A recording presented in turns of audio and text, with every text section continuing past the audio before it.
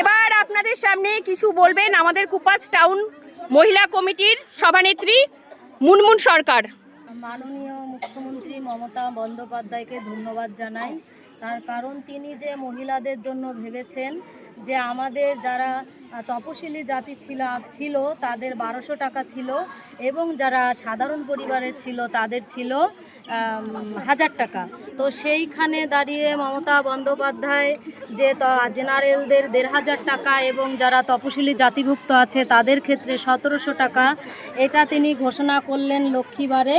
তো আমাদের কুপার্সের থেকে কুপার্স মহিলাদের পক্ষ থেকে মমতা বন্দ্যোপাধ্যায়কে ধন্যবাদ জানাই। এছাড়াও সারা কুপার্সবাসীর থেকে আমরা মমতা বন্দ্যোপাধ্যায়কে ধন্যবাদ জানাই।